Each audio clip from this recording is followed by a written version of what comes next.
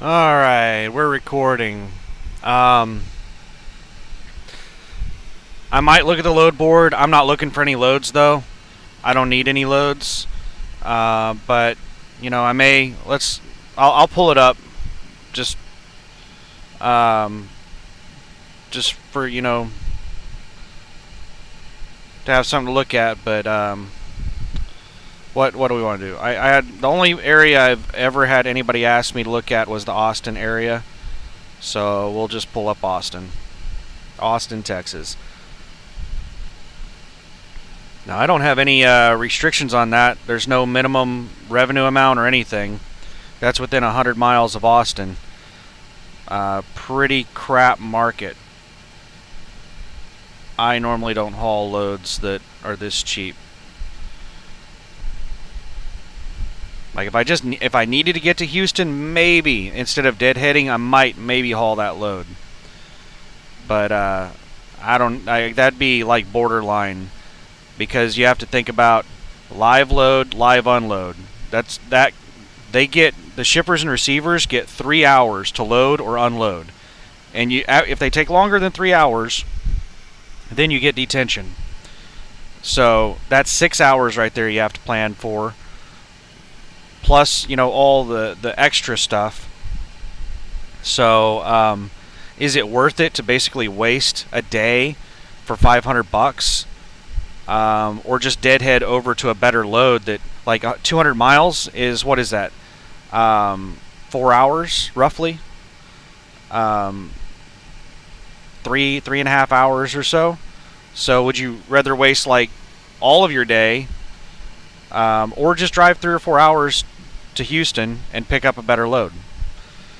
So we'll bump it out to 250. This is going to get a lot. This is going to get the Dallas and the Houston market and all kinds. So we'll put a minimum of $1,500 line haul revenue and see how many results we get. I normally do a minimum of 1,000. I don't usually bump it up to 1,500 unless I have a ton of results. So yeah, not much pulling up right there. I'm not seeing any unicorn loads in that list. Looks like the loads are pretty sparse right now. Is it pulling Dallas and Houston? Yeah, it's pulling Dallas. And I saw Roanoke, so it's pulling North Dallas. And it's pulling Houston. So $1,000 or more. Those are pretty much every good load in Texas. I've been riding the struggle bus on staying positive and staying in a good mood. There's just constant negativity. Just all day, every day, you're dealing with situations on the road where people just really shouldn't be allowed to drive on the road the way that they drive. You just deal with some of the dumbest, craziest things. I tried to make several videos yesterday. I don't think I uploaded any of them. I was dealing with evacuation traffic, and it was gridlock on Highway 59. There was a stoplight in, I think it was Lufkin, Texas. I don't know why in the hell on an evacuation route they would not have cops go up there and like shut the lights off and just direct traffic through. But they didn't do that. They just let traffic build up for like 20 miles of just completely stop and go traffic. And then once you made it through that light, it was just wide open. It was good to go. But man, it was crazy. And people were driving crazy. They were hopping over onto the shoulders. And people in big 4x4, big lifted trucks and stuff were jumping out into the median and driving on the grass, passing people and stuff. It was just chaos. But that's normal. That's like everyday stuff. My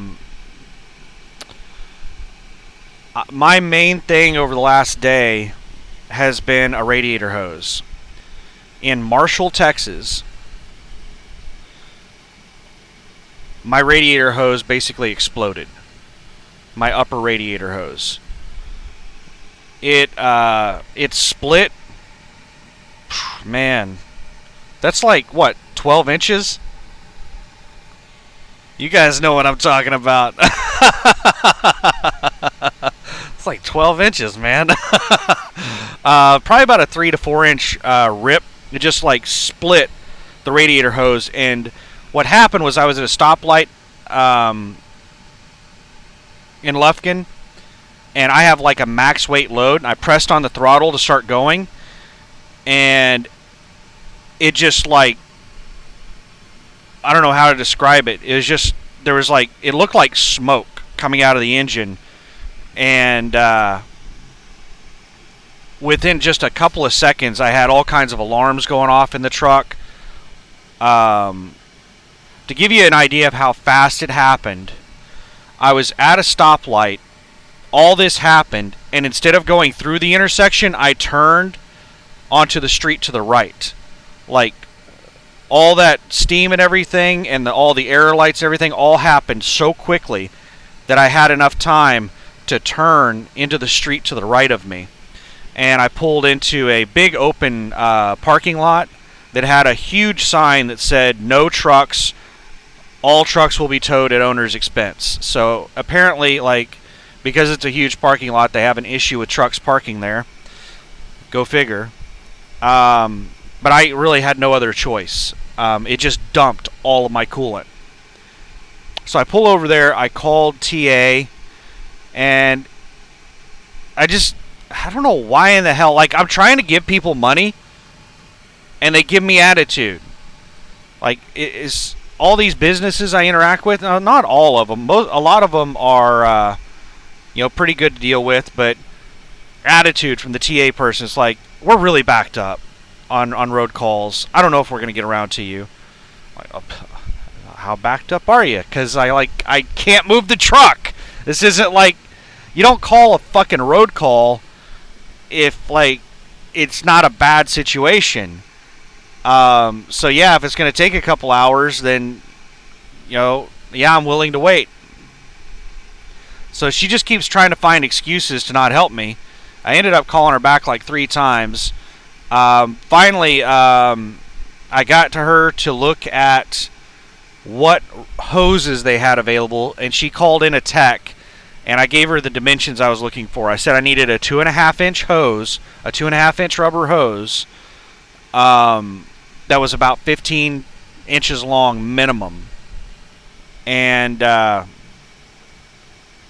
they came back and said that the only radiator hose they had was 7 inches long. The Freightliner radiator hose is apparently 7 inches long. And I'm like, I tried to explain to her, I just need something to get me to a fucking dealer so I can get the correct hose, so it doesn't have to be a radiator hose. I'll take any fucking rubber hose you got that's a 2.5 inch diameter, 15 inches long.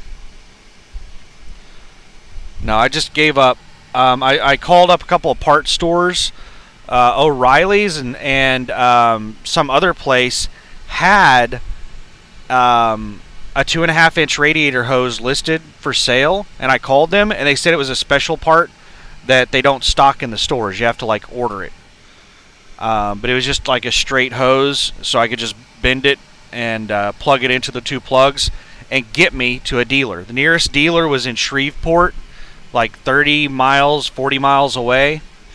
But it was a Bruckner's. I didn't want to deal with them. Texarkana had a different dealer, but it was about 60 miles away, somewhere in that area.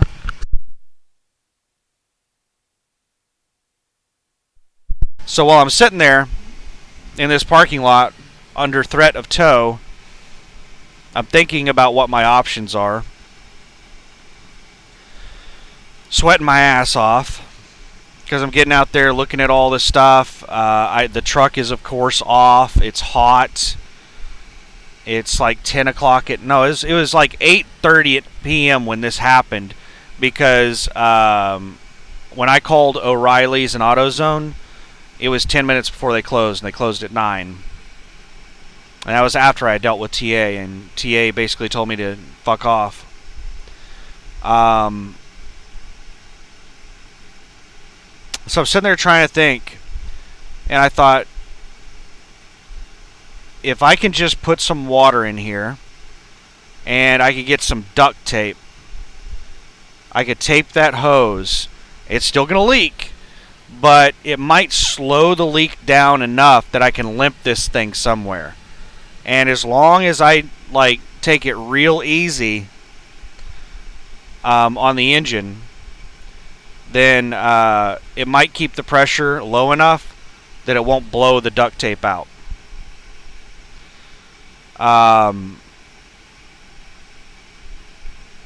So I went to the convenience store across the street, and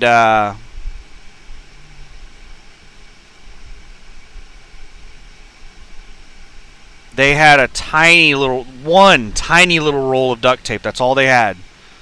It was like a little, like, is just so little duct tape, and it was some off-brand. It wasn't even real duct tape. And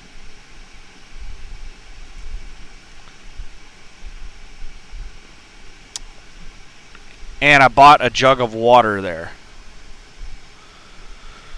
And I bring water with me in the truck. So I taped it up as best as I could, and I poured all the water I had, the jug I bought plus the 2 jugs I had in the truck already, into the radiator, and that pretty much filled it up, or into the coolant reservoir. And I drove it. Man,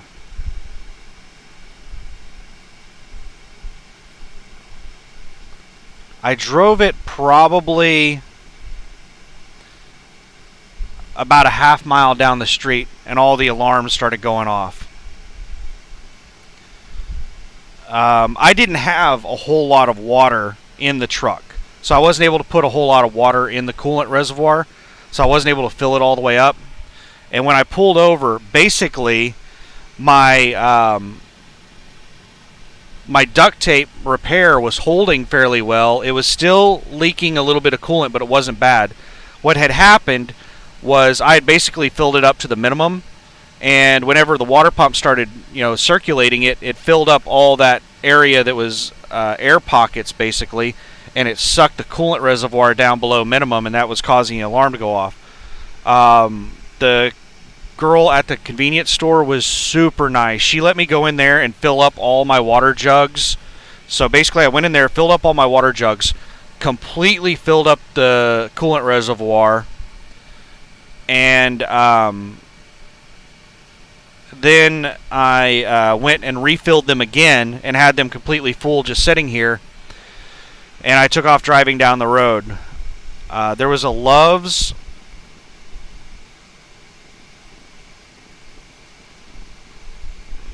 No. Wait a second. I'm getting ahead of myself. I took off driving down the road. Then the alarms went off, and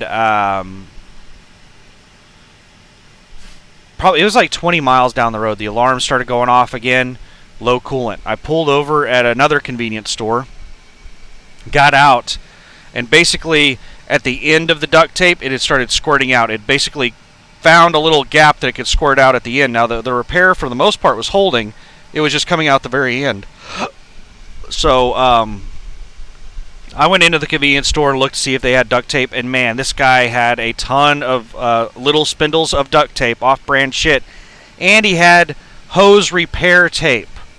Little black hose repair tape that looked like duct tape, except it was black. And I bought almost everything he had. I bought $25 worth of tape. And he was also really cool. He let me go into the back. He had a big wash tub back there that he let me go fill up all my water jugs at. He even offered to let me use a bucket. And I was like, no, I got water jugs. It's all good. I appreciate it. Really nice guy. So I went out there, removed the tape that I put on there, taped it all up with the hose repair tape, and then I got some zip ties and zip tied it to try to hold the hose together so that it would put less pressure on the tape to hold the hose together. So I put like 3 or 4 zip ties across it, and drove to a Love's, and I was planning on just swinging in, showering at the Love's, and then driving to the dealer that was like 15, 20 miles from the Love's. When I stopped at the Love's, it was leaking at the repair. Part of the tape had busted open. So I removed one of the zip ties, and I taped it up over the part that busted open, and then I put 2 more zip ties over that one spot. The Love's had 0 parking. There were people parking at the fuel island waiting for people to pull out. There were no creative spots. It was completely packed. Just a second. Alright, we're recording again? Yeah, we're recording. Sorry, I had to spit. You didn't want to see that. So at Love's, I repaired it for the 3rd time there at Love's. And filled it up with water again. Refilled my water jugs there. At Love's has, little faucets at the fuel islands that I filled up my water jugs with. And I drove to the dealer in Texarkana. I made it there. It's like they intentionally parked a couple of trucks there, a couple of day cabs, so that they could just block any spots from people. Like they made it to where trucks could not park at their place, but they didn't count on me being desperate. So I found a way to get into a spot there, and I got there at like midnight. Went to sleep around 1 a.m. after I busted out the Clorox wipes and just wiped myself down because I was just so nasty.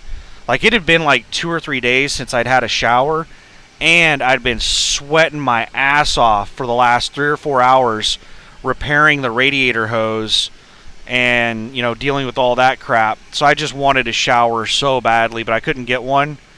So I just, used wipes to clean up as much as I could. I changed clothes and crawled into bed and slept until the dealer woke up the following morning. And whenever they opened up, I went in there, told them what part I needed. I took a picture of the radiator hose where all the numbers were at, and I showed them that picture, and they went over there and wrote down the number that they needed for the part, and they found the alternate part number, the new part number for it, and they came out there and gave it. It was $40 for the hose, and they gave it to me. I went out into the parking lot and I loosened up the clamps, popped the hose off, put the clamps onto the new hose, put the new hose back on, tightened up the clamps, and rolled. So far, no leaks that I'm aware of. I've been keeping an eye on it. I think I've got it on there pretty good, but it was not as easy as like I just demonstrated to take it off and on. It's kind of a pain in the ass to pull the thing. Like, it's a really tight fit. It's very snug, and you have to kind of like lean up and over and under, and it's not really easy to get to. So, but it only took me maybe 10 minutes to take the old one off, put the new one on. And I've been monitoring it for leaks just to, make sure it's I put it on there correctly. I have a snug fit. The problem is that there's been so much coolant leak all over the engine that I could just smell coolant all the time. So I'm going to have to... And coolant dries really quick. When I got here to this parking spot at the where I'm at right now at a TA, I wanted to jump out of the truck and pop the hood and look under there real quick to see if I could see anything wet. But there was some student driver that was trying to pull forward out of a spot, and he pulled right up in front of my fucking truck, like a foot in front of my truck, and just parked there. Because he was riding the brakes so much, he ran out of air, and he had to park there and build up air. So I had to sit there for like 2 or 3 minutes while he built up air enough so that he could back up and then, turn to get out of there. So by the time I was able to pop the hood and look underneath there, I didn't see any leaks. It's just something I'm gonna have to monitor. It was only $40, but it cost me a lot of time, a lot of energy, a lot of stress. I only did something like 300 miles in a full drive shift yesterday. I burned up a ton of hours. Because when I say I limped it to the dealer, it was like 60 miles. I was going between 30 miles an hour and 60 miles an hour. Basically 60 going downhill. Like, I was riding the downhills as good as I could. But I was trying not to put very much strain on the engine. I was trying to keep the pressure in the engine low so it wouldn't blow out that repair. But I did not take it easy after I got the new hose on, and I haven't had any issues that I've noticed so far.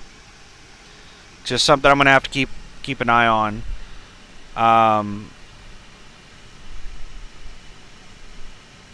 I have plenty of time on this load. This load doesn't deliver until tomorrow at 8 p.m. and I'm 500 miles away.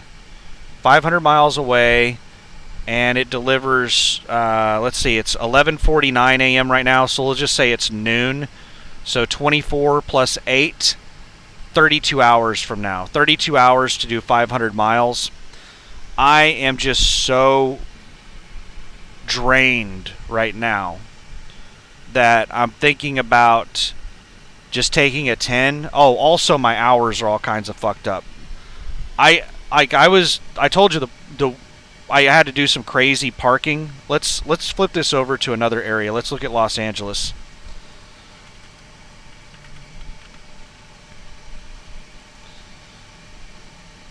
Give you something else to look at.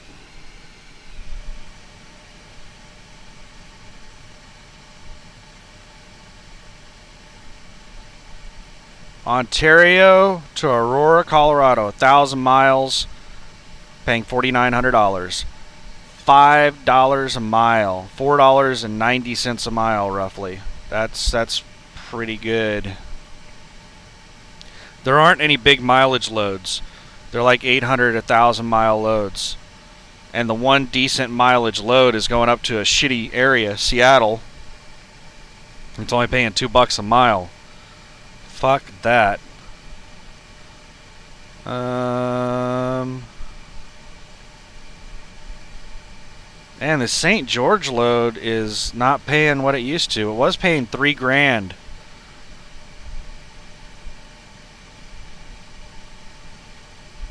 That load right there is one that I tried to get.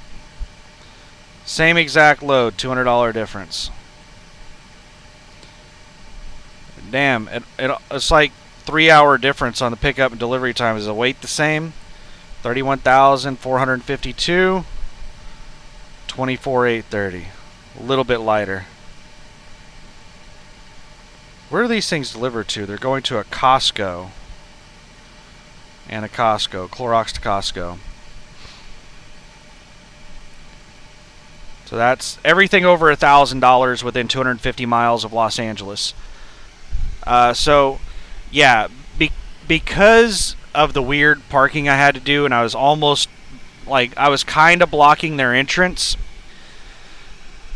I couldn't, like, sit there and take a full 10. I couldn't sit there until, what was it? It would have been around 10:30 a.m. They opened up at 7, and it would have been around 10:30 a.m. that my 10 would have been up. So I had done enough, like, breaks over 2 hours that I've already done the 2-hour portion of the 2/8 split. So I logged it in Sleeper, and I basically waited until like, they opened at 7, and I left there at a little after 8 when my it was like 8:30 is when I left there, whenever my 8-hour sleeper was up. So I'm on a split right now. And now I'm doing a I only had like 4 hours of drive time after that split. I forget what it was. And I drove an hour to get to a TA truck stop, and I just went and took a shower and grabbed some Taco Bell. And I'm feeling really good now.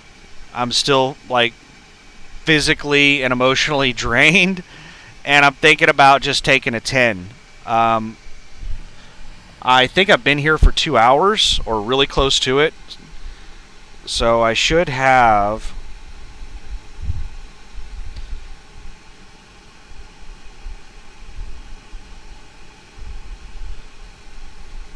I'm checking my hours. I've been here for 2 hours and 19 minutes. It's saying that I have 10 hours of driving left. So I have enough drive time right now that I could drive all the way to Scottsville. So I'm debating right now on whether to hop behind the driver's seat and just take off, or go up there and go to sleep. Because yesterday was a really, really long day for me. I got up at like 7 a.m. to go do that Walmart delivery. And I went to bed at 1 a.m. Actually, I probably fell asleep by about 2 a.m. and got up at about 7 a.m. So I got like 5 hours of sleep. I'm thinking about just crawling up into the bed and just taking another 8 hours off, taking a 10, and then I can just drive throughout the night, not have to deal with daytime traffic, and just drive it on up to Scottsville. And I would get there 8 hours from now. It'd be about 8 p.m.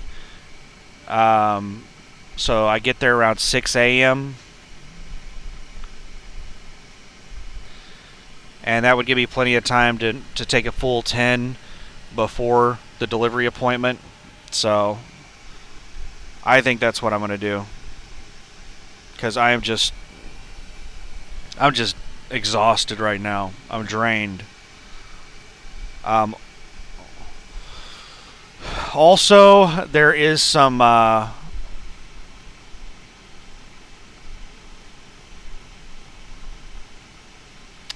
I'm thinking about switching tax services. Like, I'm really disappointed with ATBS. They are constantly doing things to get me to pay more taxes. They have never once done anything to get me to pay less taxes. So,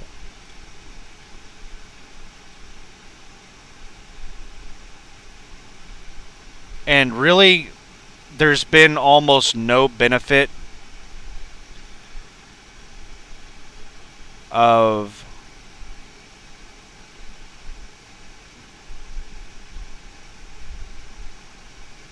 like using ATBS. I thought that it would be really simple because they were getting my settlements, but I have to send them, so I don't know, 50 documents a month. I don't know how many I do, but we'll just say like 50 documents a month that I upload to them as tax write-off stuff. My settlement is just one document. The only difference between using them and somebody else is there's one extra document that I would have to send to another place. And ATBS charges me like $23 a week.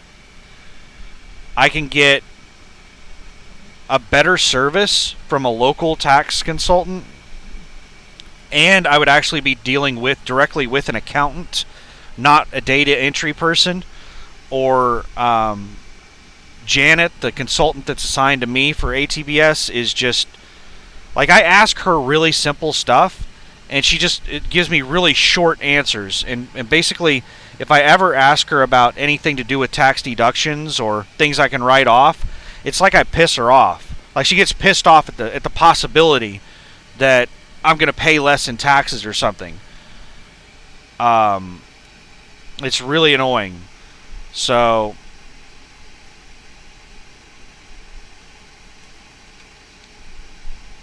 I'm thinking about switching tax services. It's going to be a pain in the ass to do, but once I get switched over, it will probably be easier.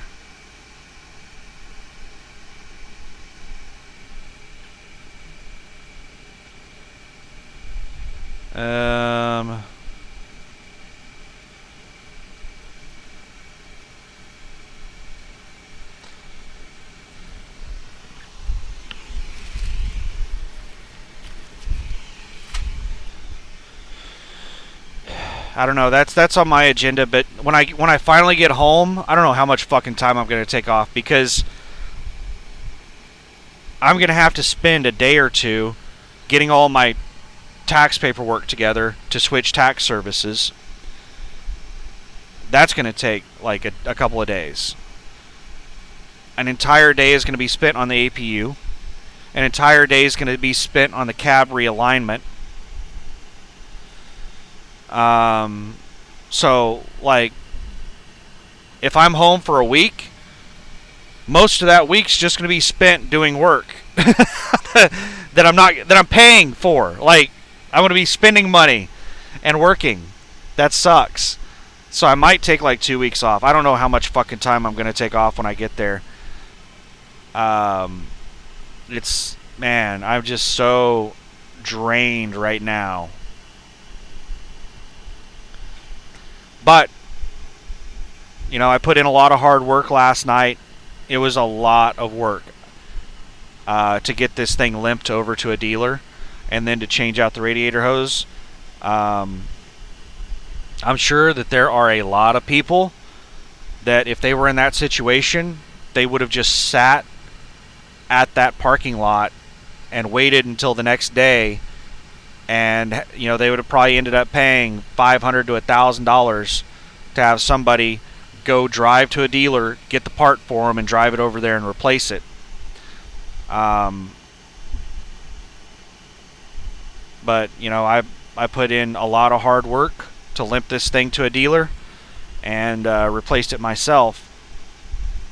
Replacing it was probably easier than repairing the bad one.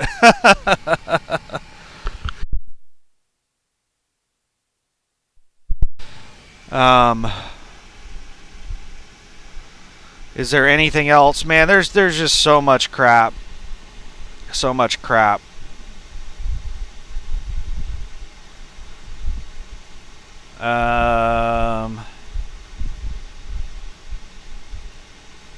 I can't think of anything else off the top of my head. But there's a whole bunch of stuff. Oh, my ELD, just out of the blue, just started an update. Didn't ask me if I wanted to do it, didn't let me delay it, nothing. Like 3 miles from a weigh station, when I was going from the dealer to this TA, it's only like 60 miles, it just started running an update. It was still running that update whenever I got out of the truck to go take a shower.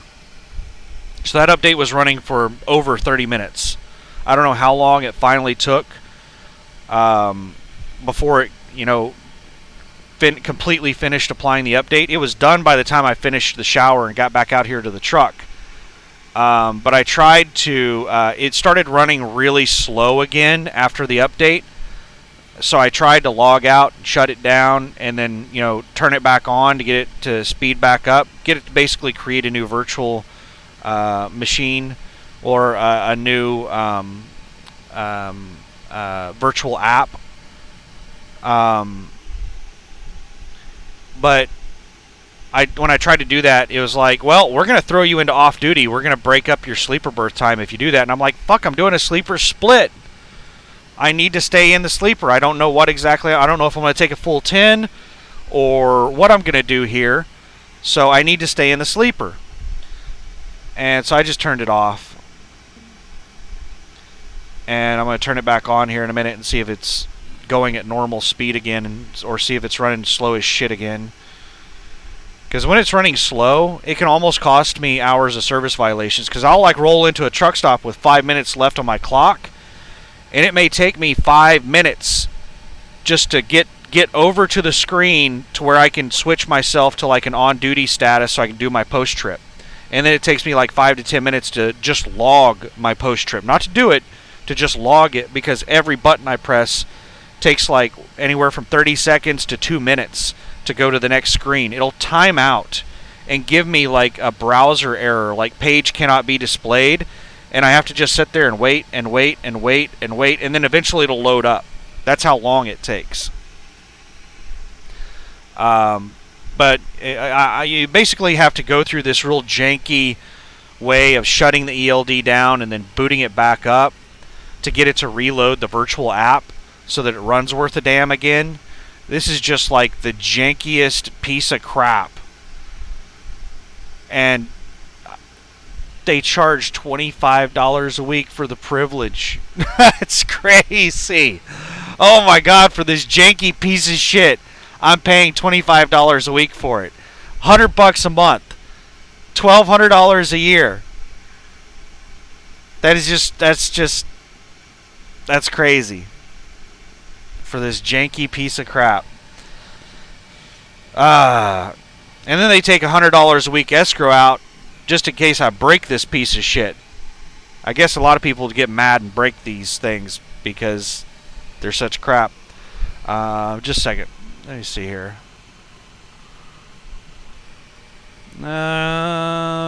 Yep, it's recording. Do I have a map on here? I don't. This is the tax service that I'm thinking about switching to. K&R Tax and Accounting in Del City, Oklahoma. That's the one Russ recommended.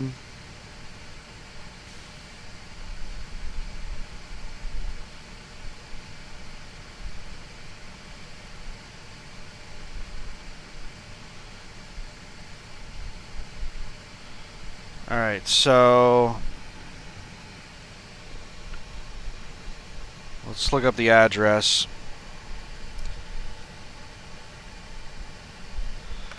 Dollar General, 427 Beach Street.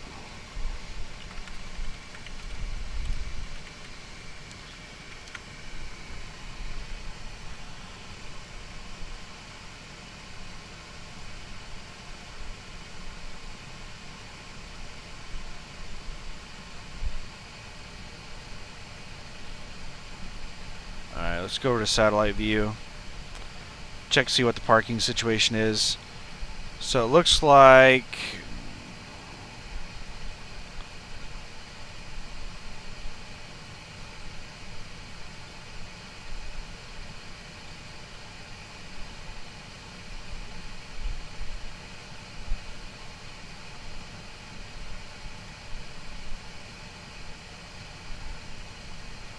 man, all this shit kind of runs together.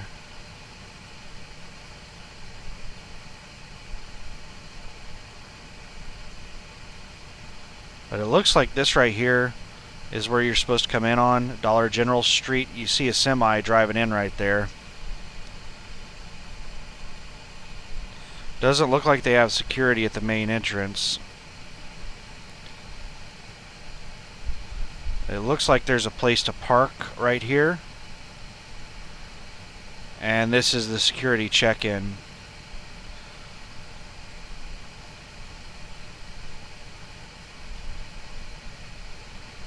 And there are some trucks parked throughout here. This place looks like the kind of place that if I rolled up there and asked them if I could hang out somewhere, they'd let me park like over here or something. Or maybe that's what these guys are doing, is they're waiting for appointments and they let them park right there. Usually places like this that are kind of out away from a major city, they're in these small towns. They're usually pretty cool about letting you park on property, because the people who are parking on property are pretty much, you know, they're so far out of the way that the only people that are there are the ones that are there for, you know, to do business with them. These places in major cities or industrial parks near major cities, they're the ones that are really strict about letting people park anywhere near them, because you know, they'll get a whole bunch of people that don't have any business there parking there. I'm looking for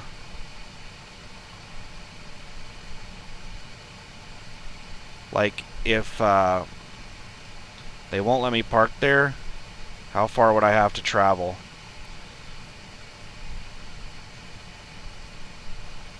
So this looks like a Smucker's distribution center. Electrical transformer.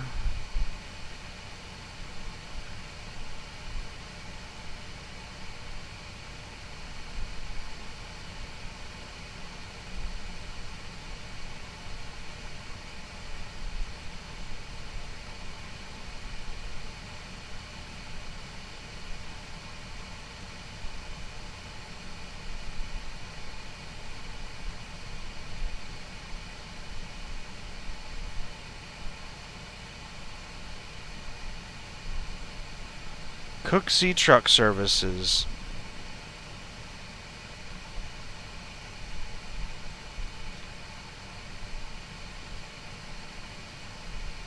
I bet if I offered him $10 to stay, he'd let me.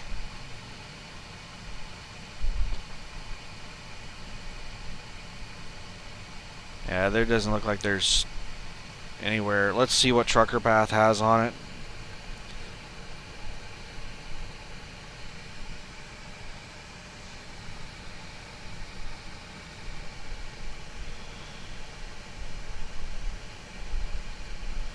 Like, I'm so tired right now and exhausted that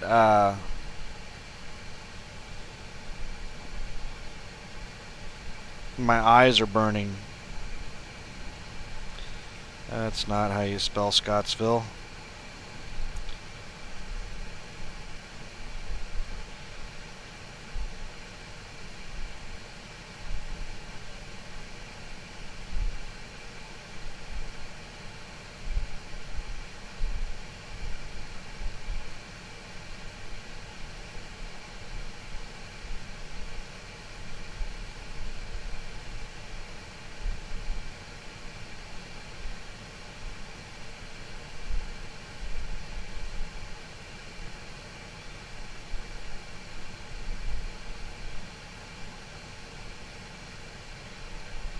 The Trucker Path doesn't have anything listed in this area.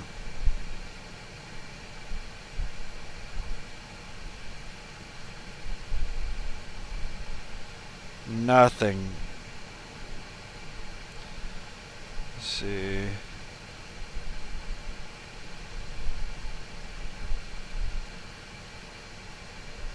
Yeah. The only places listed are way away from there. That sucks. Like at least 15 miles, 20 miles away from Scottsville. So, yeah, I think I'm going to go to bed and I'm going to night drive. That'll do two things. Number one, it'll let me just get as much sleep as I need to, reset, and whenever I do hit the road, it should be a really casual drive. When does my next load pick up? I think it picks up at like 8 a.m. the following morning.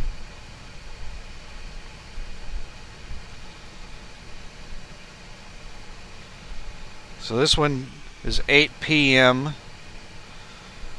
and the next one picks up 160 miles away. What?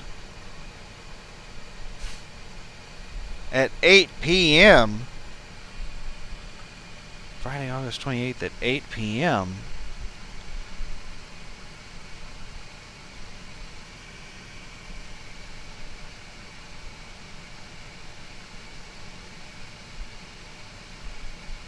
Son of a bitch.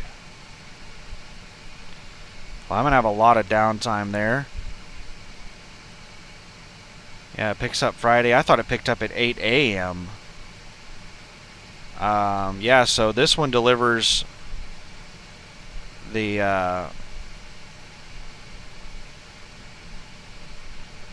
27th at 8 p.m. and the next one picks up the 28th at 8 p.m. It's only 160 miles away. So I'll have a full 10 hours off when I make this delivery. So once the delivery's done, then I will drive the 160 miles to the pickup of the next place, which is in Henderson. It's up here somewhere. Come on, load in. There you go. Zoom out even more. Henderson. I want to say it's like over right in here.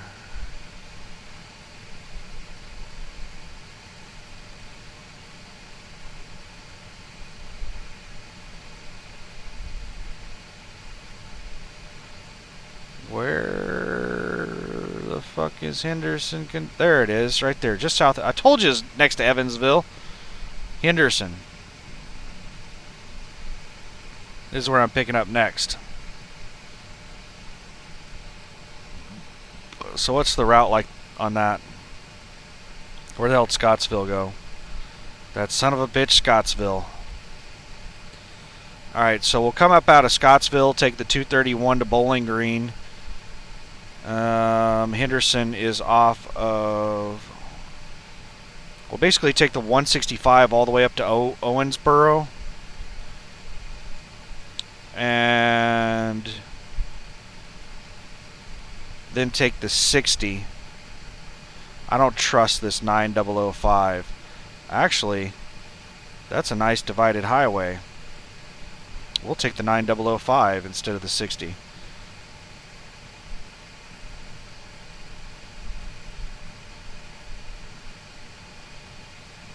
I think that's just a passing lane.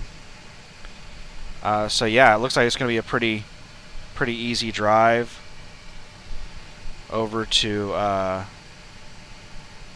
Henderson, because it's mainly the what is this? The 231 coming out of Scottsville is a nice divided highway, and then you hop onto the basically the 65 and then the 165, or actually I'd take the 9007 over to the 165, and then the 165 all the way up to the 900, well, the 60 around to the 9005, and then the 9005 over to Henderson. It's going to be a really nice, easy drive. And then out of Henderson, I think I've already looked at this, and I was like, man, how in the hell would I do this? What would be the best way to do this? Cut across highways down to, because it's basically Evansville, and I'm going to Tulsa. And I could go through some highways and all kinds of stuff, and then basically hit I-44 right here. Just drive straight across on highways, hit I-44 right here, and then 44 to Tulsa. Or I could drive north like 20 miles and hit an interstate, 64, and then take 64 to St. Louis and 44 and do all interstate driving instead of doing a couple hundred miles of highway driving. And I was like, fuck, Google would recommend for me to drive all that stupid damn highway. I don't know if I want to deal with that bullshit.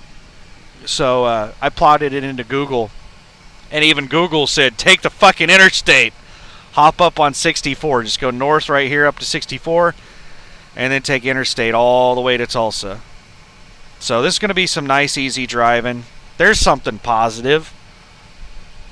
But yeah, that's... And then... you know, make the delivery. It's a drop-loaded trailer in Tulsa, so as soon as I get there, I can drop it, head over to town, drop my trailer off at the place where I pay to park the trailer. I'm not going to bobtail this time. You know, it's a drop-loaded trailer, so I could just choose not to pick up an empty and just bobtail home. But I got into that situation last time, and there were several loads that I could not pick up that I wanted to pick up because I didn't have a trailer. And on top of that, when I did finally end up leaving, I had to deadhead down to Paul's Valley, I think it was. Their Walmart distribution center down here in Paul's Valley. I had to drive down there to pick up an empty, and I only get paid 50 cents a mile to do that. So it was like 120 miles that I had to do. It was like 3 or 4 hours of my time. And is it worth like a week cost me $70. 2 weeks cost me $140 to park the trailer. And I passed up on some loads. There was like a $2,300 load that was picking up in Enid right over here and going to Bentonville, Arkansas, right over here. It was like $2,300. And I could not pick up that load because I didn't have a trailer. And the load I ended up picking up paid like $900 to go almost the exact same distance. It was picking up in Oklahoma City and going to Ochalata, which is just south of Bartlesville. Should be right there. It is Ochalata. There's a Walmart distribution center right there, just north of Tulsa. So that load, because I couldn't get the Enid load that paid like $2,300, and I took the other one, paid $900. That cost me $1,000. So the $70, $140, whatever it's going to cost me to park the trailer, is a lot better than all of the time and money that it will cost me to go find an empty whenever I decide to leave the house. So I'll just have to fucking pay somebody to do it. I really wish that I had a house that I could park my tractor trailer at. I would like to get a place outside of town, off the beaten path, where I wouldn't have to worry about it.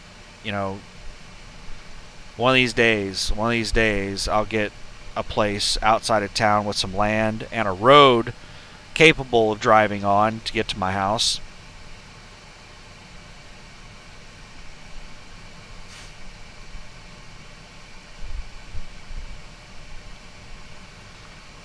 But I think that's it for this video. We're at 52 minutes, and it's, you know, these video sizes are massive on the computer here. So I think that's a fucking, is that a mosquito? There's some flying insect that managed to get into my truck.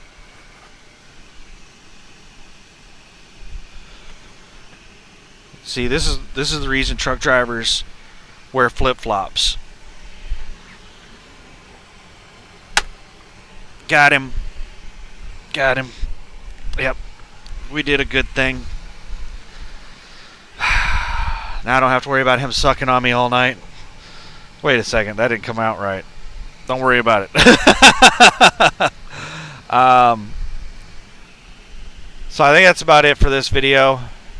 Thanks for watching. I hope you're having a great time. I hope everything's working out for you. Good luck, and you know, good loads upon thee. Have a good one. Thanks for watching. Bye.